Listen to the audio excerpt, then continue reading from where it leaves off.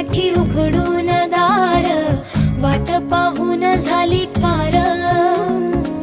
चिंता हरून देवा थकला असणार, दे माझ्या खांद्यावर भार. थोडा इथं टेकून जा, घास खाऊन माझ्या